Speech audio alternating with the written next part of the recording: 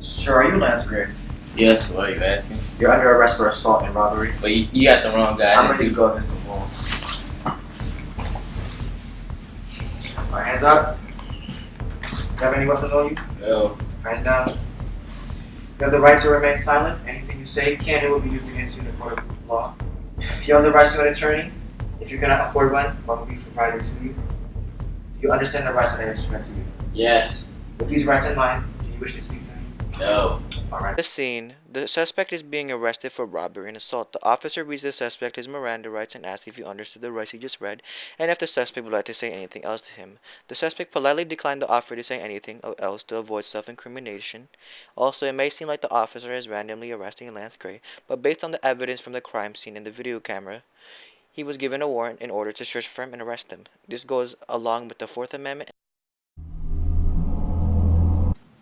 We have brought you into questioning about an assault and robbery that happened a while ago. But officer, I didn't do anything. Hush.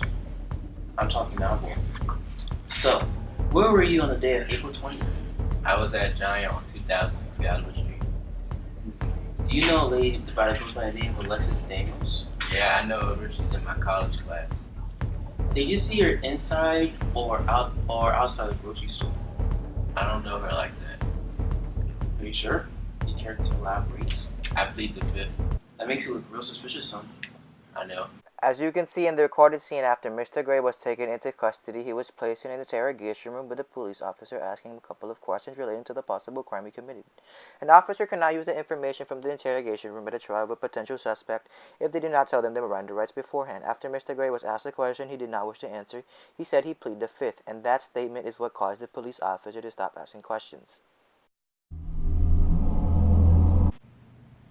Good evening, Mr. Gray. You are here today for an accusation of robbery and assault.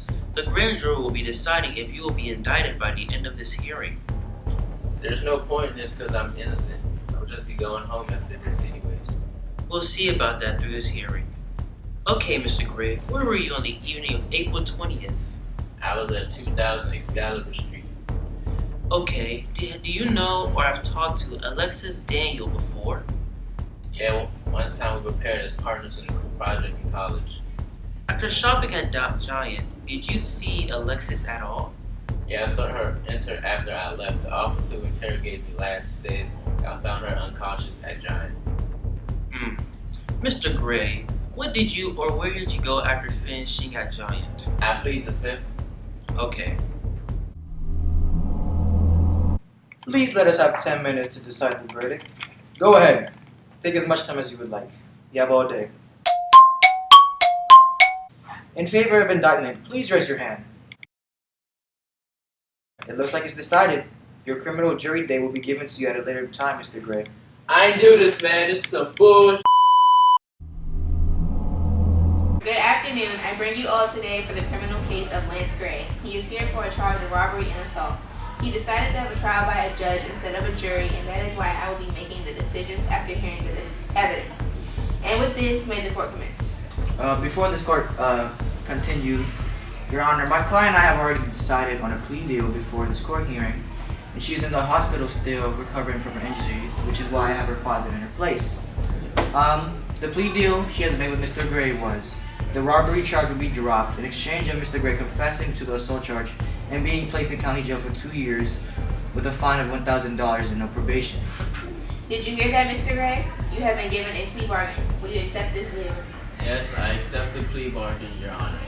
I will grant the punishment Miss Daniel wanted, which was you, Lance Gray, being placed in the county jail for 2 years and a maximum fine of $1,000. With this statement, this court case is closed. In the previous scene, the judge is hearing the plea bargain Alexis and her lawyer previously discussed before the criminal court hearing. The victim's lawyer offers the plea bargain to Lance Gray and he accepts. The reason the judge accepted the punishment Alexis Daniel wished for was because it did not go against the 8th Amendment, which states, excessive bail should not be required, nor excessive fines imposed, nor cruel and unusual punishments inflicted. A criminal can be punished to 1 to 10 years in prison along with a maximum fine of $10,000, and Alexis' punishment were in these requirements, which is why they were considered.